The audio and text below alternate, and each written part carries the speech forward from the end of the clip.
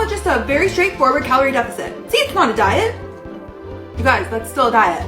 Calorie deficits, aka taking in less calories than your body needs to function properly. But if you're not intentionally starving yourself, you will stay the same weight. Sure, it'll work to start with, but it won't work long term, and here's why. The moment you go into calorie deficit, your body starts to panic. It is not designed to lose weight, and the moment it thinks that you're starving, it will try every trick in the book to stop that from happening. Human sacrifice, dogs and cats living together, mass hysteria.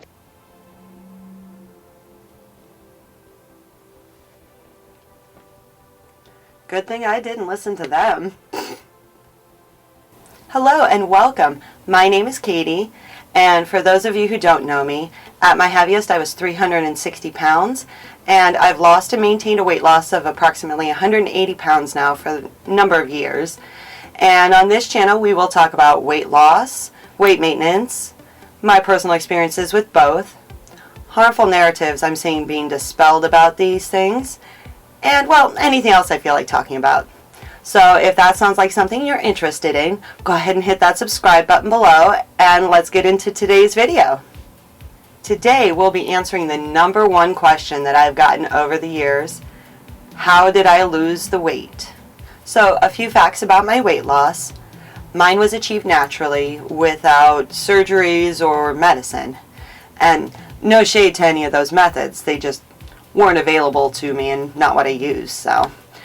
And it did take me about 7 years or so to lose all of the weight, and during that time I never went on any specific type of diet or joined a gym of any sort. So let's recap where I was starting from. I was 360 pounds, I could barely tie my own shoes, I was out of breath just walking to get the mail, I barely fit in my own car, and I had just found out my actual weight from a trip to the hospital. First and foremost, I had to deal with a health issue at hand, and that was the strep throat that landed me in the hospital. It was legitimately the worst infection I have ever had in my life. My tonsils were so swollen it felt like I was breathing through a straw, and I certainly couldn't swallow properly. I was given multiple antibiotics and told that I had 48 hours to show improvement, or they were going to have to do emergency surgery. Thankfully, the meds did work, and I was able to avoid that surgery. However, it did take a few weeks for that infection to still clear, and I was having difficulty swallowing that whole time. Now, this next part, I must stress that you do not do on your own. I did this because of the infection that I was experiencing, and I was under a doctor's care. Just so we're all clear. It took approximately 3 weeks for the infection to clear out of my system, and during that time I couldn't really swallow food. I could swallow liquids, so I did, and basically for about 3 weeks I survived on bone broth and ginger ale. Again, I do not recommend. And again, this was in response to a massive infection that I was trying to clear from my system. Once I was able to start eating solid foods again, there were a couple of things that I did notice. The first one was during that 3 weeks where I couldn't really eat, I had lost about 30 pounds. Now, yeah, I know some of that was probably water weight and some of that was probably due to inflammation from that infection, but it was still something. Another thing I noticed during that time was that I could no longer rely on food as a coping mechanism. I finally had to begin to face those other issues. And for the first time in my life, I sat down and really started to try to reflect on how I ended up where I was. I had always believed that weight was genetic and that trying to do anything about it would be futile. Or I could go on a diet, lose a bit of weight, not be able to stick to said diet, go back to my old habits, regain the weight, and often more. But I also knew that I hadn't always been over 300 pounds, and that my sedentary lifestyle and my eating habits certainly played a part in contributing. And I really began to look at my life and the habits and routines that made up my lifestyle. Now, at this point in my adult life, I was essentially living by the philosophy of all gas and no brakes. And I don't know if you've ever gone 100 miles an hour down the highway. I know, I certainly never have. But the last thing that you want to do when you've buried the needle and you need to slow down is slam on the brakes. You'll likely lose control and you may even crash. The very first thing that you should do is remove your foot from the gas and just begin to coast. Once you begin to coast, then you can think about gently tapping on those brakes until you begin to slow down. And I'd already been down the path of fad diets, diet pills, and slamming on the brakes and attempting to make drastic changes in my life. And I knew that those were not sustainable for me. I knew this time around, I wanted to take a different approach and find things I could stick with long term. I looked online and I found all sorts of conflicting advice.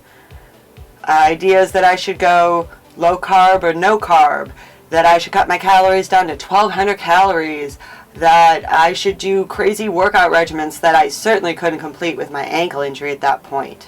Or conversely, I found body positivity telling me it was impossible and not worthy of my time. So I decided to try to figure it out on my own. So the first thing that I told myself is that it didn't matter how long it took me to lose the weight, as long as I did it. I knew that I hadn't put the weight on overnight, and it certainly wasn't going to come off overnight. I also kept in mind the notion that whatever I did to lose the weight, I would have to continue to do in order to keep it off. So I certainly didn't want to go to any extremes with diet or exercising. I also didn't focus on my goal weight or anything else that far down the line when I first started. I just wanted to try to focus on what I could in the moment, and I figured that I had time to figure out the rest as I went. So once I had those things sorted mentally, I was ready to start. Only I didn't really know where to start. I didn't know what to do except what not to do. So I started by trying to give myself a reference point. I began to start writing down my food. Not calories, not macros, just the food. I did this for a few weeks without making any changes, to give myself a baseline, to know where I was starting from and where I could go from here. So when I had been looking online to try to get ideas of what to do, I had come across some online calculators that would estimate how many calories you were burning just by existing. And at that point, it was roughly around 3,000 calories. So now I have two pieces of information to go off of. First, I can look on a page and visually see what I have eaten. There's no more telling myself I didn't eat, I haven't eaten that much, when I can visually look down and see it on a page. Additionally, it only made logical sense to me that if I were gaining weight, I must be consuming more calories than my body was using. And if I wanted to lose weight, I would have to eat slightly less than what my body was using. Again, roughly around 3,000 calories.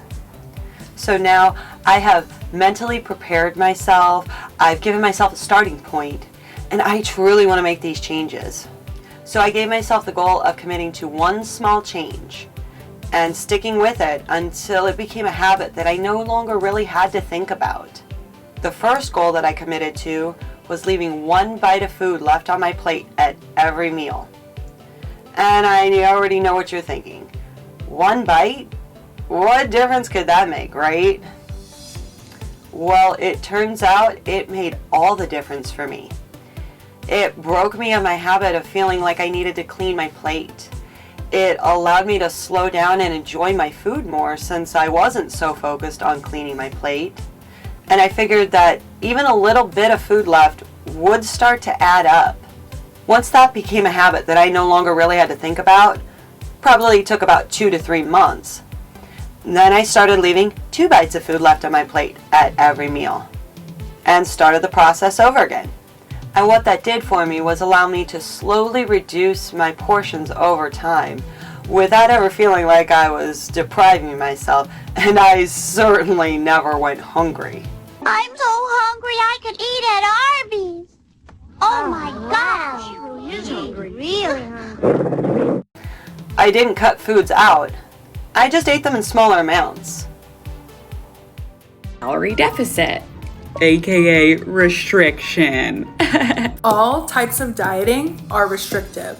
Restrictive diets are not sustainable. Putting our body in a calorie deficit is so silly because it's also going to slow our metabolism because our body is going to think, hey, I'm not getting enough energy and I don't know if I'm stranded on a deserted island or if I'm just here in the real world and you're just not giving me enough food. Are you telling us to starve ourselves in order to fit society's goal for us? So now I think it'd be a great time to talk about the difference between a diet versus your diet. A diet is what I would consider a fad diet. Things like Atkins or juice cleanses, detoxes, or the infamous cabbage soup diet.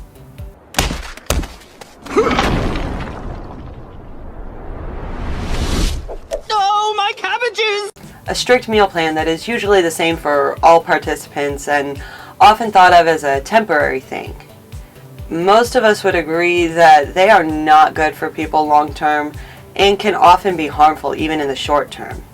Your diet is what kind of food you eat and how you routinely eat them. It's what you do day to day.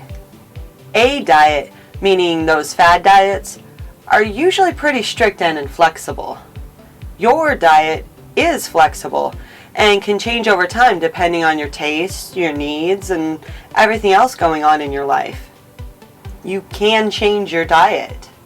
Often you will hear people use these two terms interchangeably, and it leads to a lot of confusion and muddying of the waters, as those clips just tried to do.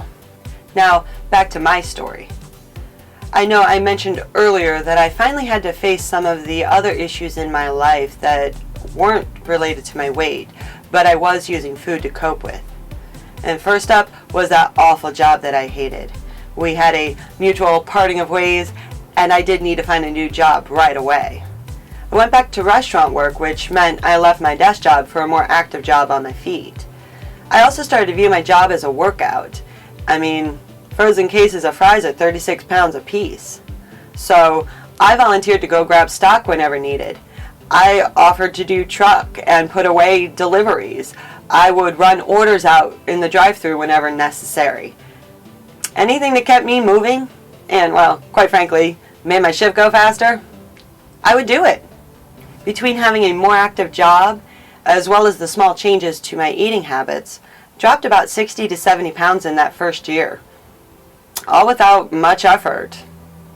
And I certainly never went hungry, nor did I restrict myself. And my body certainly didn't respond as if I were stuck on a deserted island without food. Another issue I had to face, the breakup of my marriage and going through a divorce at the age of 26. And despite the stress of it all at the moment, it was for the best for me and allowed me further clarity of thought of what I wanted out of my life at that time. But also, I really wasn't focused on trying to lose weight through any of that, just trying to get through that part of my life. And even after my divorce, I really didn't focus on weight loss all that much for quite a while. I was just going out and trying to live life and be happy. I started dating and eventually married my husband and was just focused on going out and trying to have a good time. I was just happy if I was maintaining my weight through this point. After about a month or so of being back on my feet and getting adjusted to that, I also started to realize I had started to make peace with the chronic pain that I was dealing with. My ankle always hurt. No matter what I did, it didn't matter how much I would rest it or stay off of it or have to be on it. It always hurt. It hurt to stand up. It hurt to sit down. It hurt to lay down. It always hurt. But then it was almost like a switch flipped in my mind. It always hurt, no matter how much I tried to rest it, no matter what I did.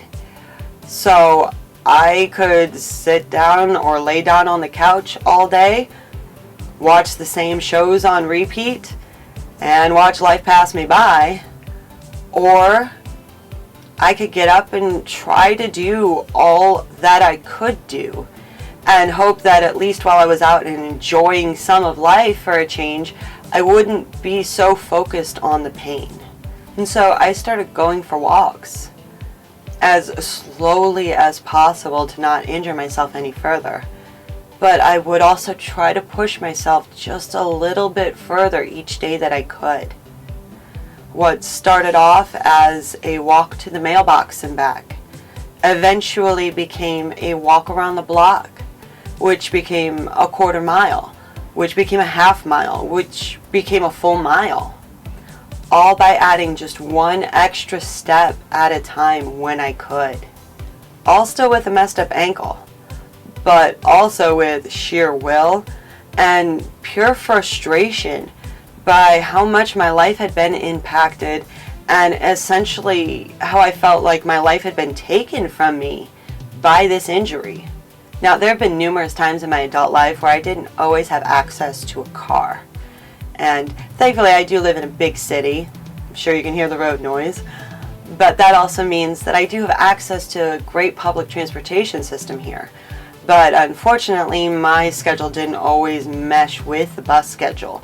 And I would always have to find a way to work, even if that meant walking. So there were many, many days I would have to walk 3.5 miles one way to work my 9 or 10 hour shift, then walk 3.5 miles home. And I got incredibly used to that, and again, it all just became another way for me to stay active. This became my lifestyle. And even now, I'm home with my kids and I do have access to a car, but we still go for walks all the time. And if we need something close by in our neighborhood, we're going to be walking, especially if it's a nice day like it is today. And that restaurant job that I had, well, I had it pretty much the entire time I was losing weight. And that meant that I was eating there the entire time as well. I mean, are you going to turn down free food? So, yep, I lost a lot of weight while still eating fast food. And lots of it. And how did I manage to do that? Especially when my first go around with fast food led me to gaining a lot of weight. A few different ways. The first one was really, I was kind of past the novelty of free food. This was now my second time working at that restaurant, and the first time had lasted close to 6 years. So I had eaten everything on and, well, I mean, off the menu that you could think of. That meant I was no longer eating for pleasure, but just because I was hungry. I also flipped over those little tray liners that everybody gets and found the nutrition facts on the back. And that actually really did help me make better choices, as I was really kind of shocked at some of the things that I used to routinely eat there. So here's an example of what I would have routinely ordered for breakfast previously when I was gaining weight versus what I started making for myself when I was losing weight. And it's very shocking to see that there was almost 1,000 calorie difference just in one meal. Just in one meal.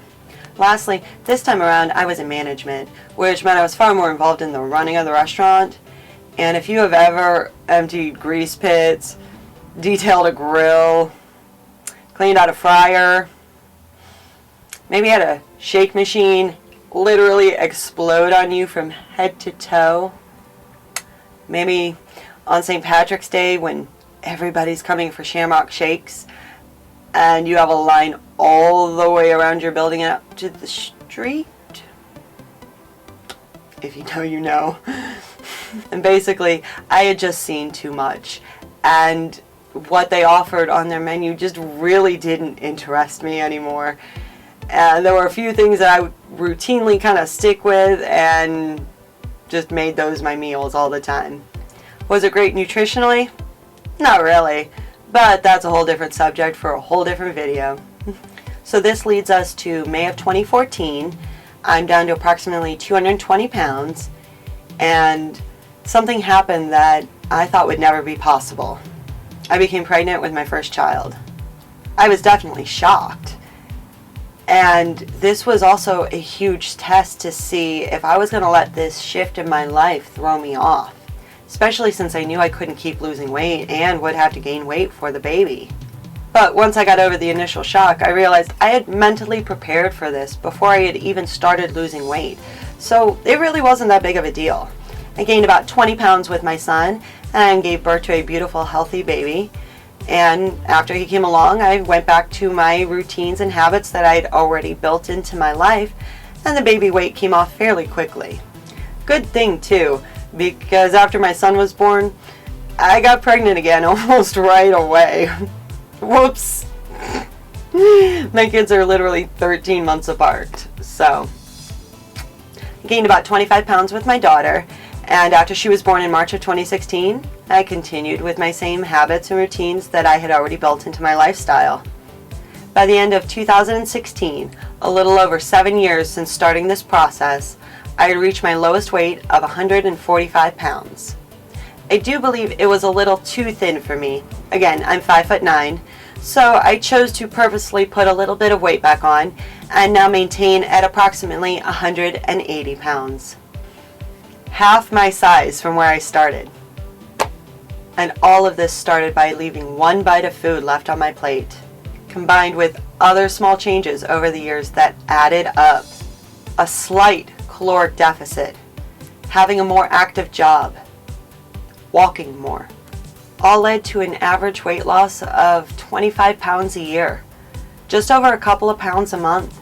Nothing drastic, nothing earth-shattering, just slowly changing how I viewed food, how I viewed exercise, how I dealt with chronic pain and other issues in my life. Yes, my life does look drastically different now than it did in 2008, but that's because small changes really do add up, and I found what works for me. If there is any bit of advice that you can take from this, I hope it is that you find what works for you, despite what others might try to tell you. All types of dieting are restrictive. Restrictive diets are not sustainable. Changing your life? Well, definitely not easy. Truly is possible. So, if you are feeling as if you need to change your whole life overnight, if you're feeling defeated because you only lost a pound, if you know you are doing all that you can and it still doesn't feel good enough, just remember, as long as you keep moving forward, you will get there. Small changes really do add up. That is where we will end things today, and I thank you so much for joining me and look forward to seeing you in the next one. Don't forget to like, share, comment, and subscribe. Bye. Is it pokey time? She always climbs up on my shoulder like a parrot, I swear. And then she acts like she's gonna fall when she has put herself in this predicament. So I guess this is just my life now. Miss Pokey. She has decided that this is very comfortable, and I guess I just have to deal with it, so.